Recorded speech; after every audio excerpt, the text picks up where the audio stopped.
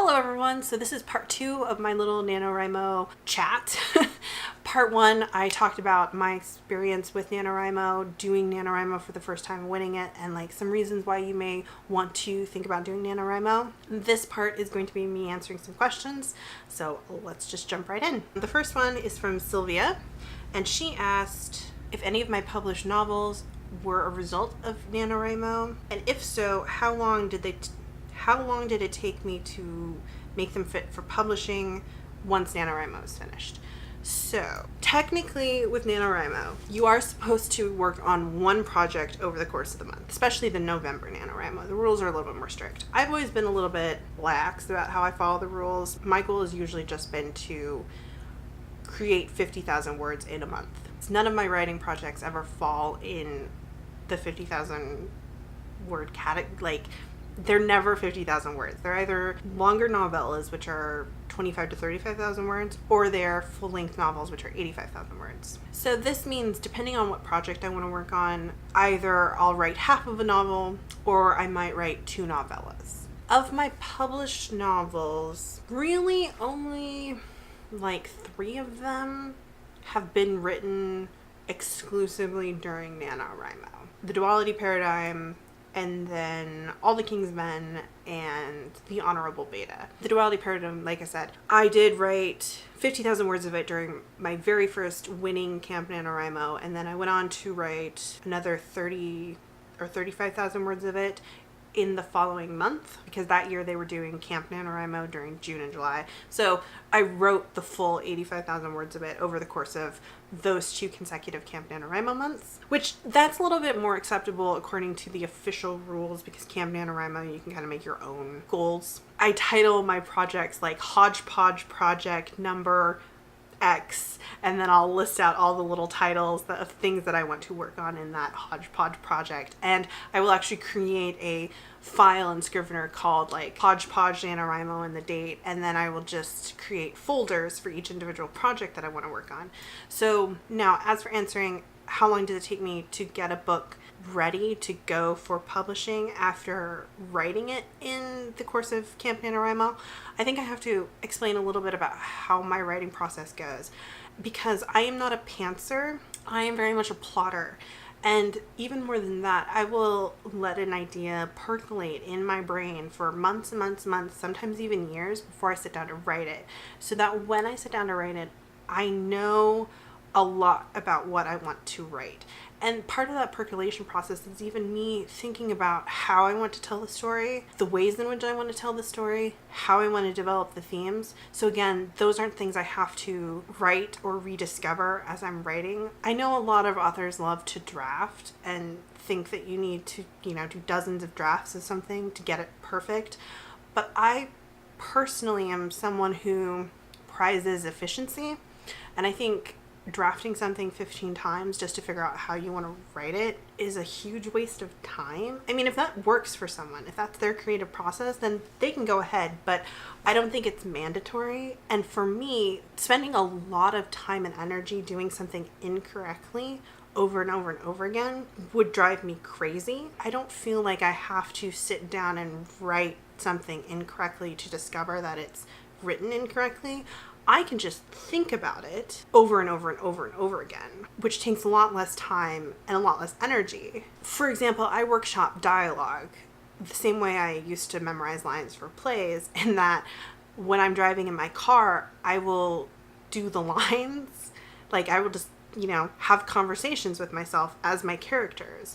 And it's a lot more efficient to have a conversation, to speak the conversation, to scrap it and say, oh, no, that doesn't quite work, to have it again while I'm driving somewhere, than to sit for an hour writing something that I'm going to throw away because it's not the right dialogue. Does that make sense? So I draft in my imagination, basically. Depending on the project, that could take a month of thinking about it, or it could take years. I have books in my head that I know I'm not ready to write yet, that I'm still thinking about, that I still kind of come back to and poke at.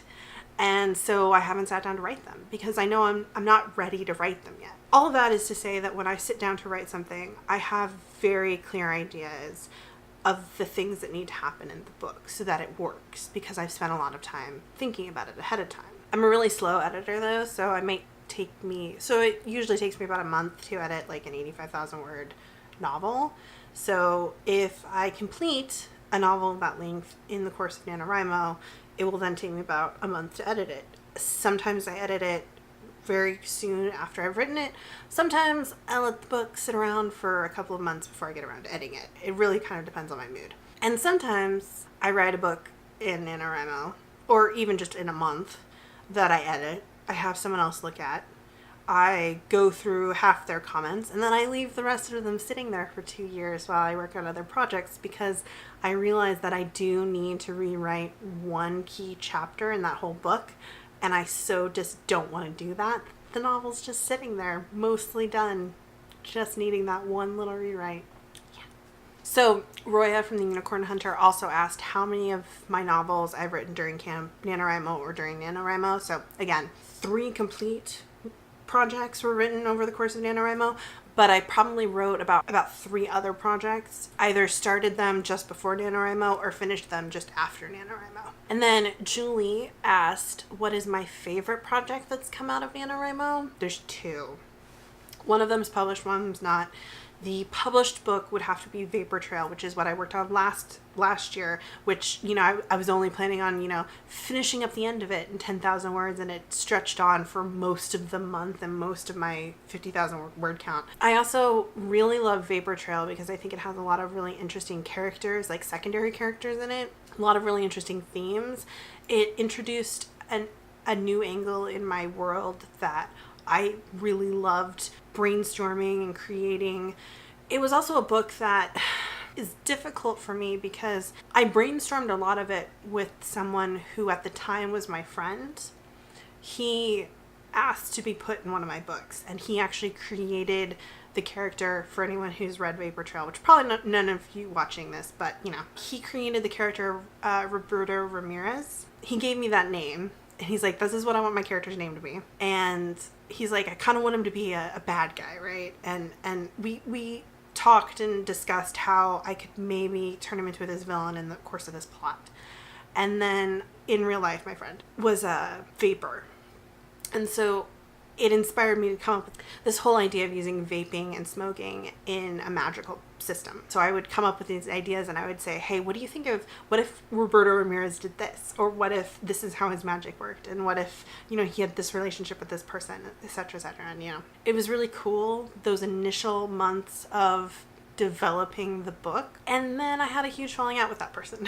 And that was the second time I had written a book and dedicated it to a friend and then had a falling out with that friend. And so it was like, I now have this whole dedication curse thing. I won't dedicate books anymore. Like, I really love Vapor Trail. I think it's a really good book and set up a lot of really interesting things to happen in that world, but it's a difficult book too. And then my other favorite project, like I really actually genuinely love this project, is not published and it's still unfinished. I wrote it for a college class during NaNoWriMo 4-ish years ago. I think I wrote about 45,000 words of it.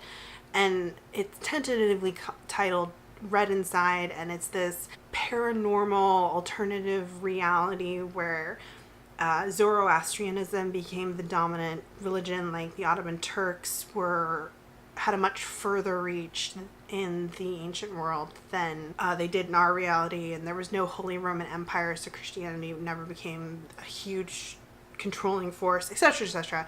And our protagonist is a police officer, like detective, major crimes detective, whose parents were cultists who purposely conceived her to use her soul as an ingredient in a spell.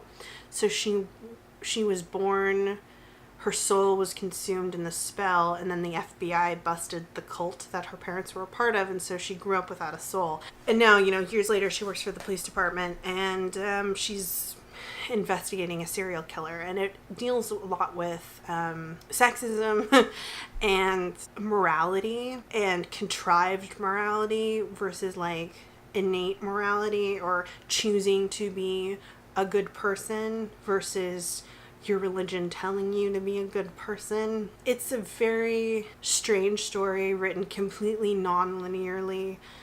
It is written in a couple different tenses, mostly third and second person, in past and future tense. We have kind of like a main timeline that's running through the book, and then it also has multiple other timelines where we jump forward and we jump back, and then we'll jump like forward again, and that forward will connect with maybe the present, or it'll connect with something, an earlier jump forward.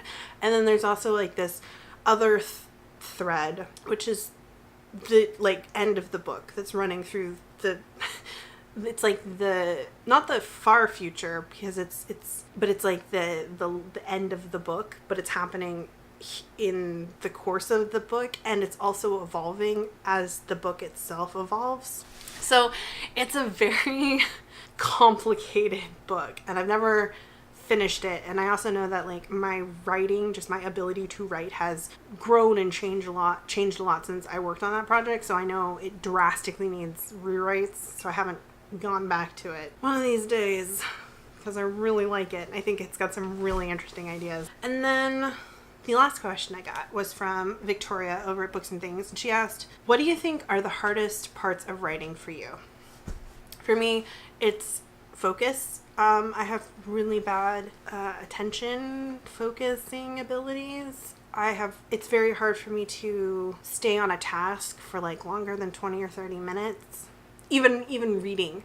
Sometimes I have to set timers for myself and say, okay, you're going to read for 30 minutes. Like, if I'm enjoying a book, I still might have to do that, because I'll start working on a task and then I get distracted really easily, not just by the internet or whatever, but like other things or other tasks.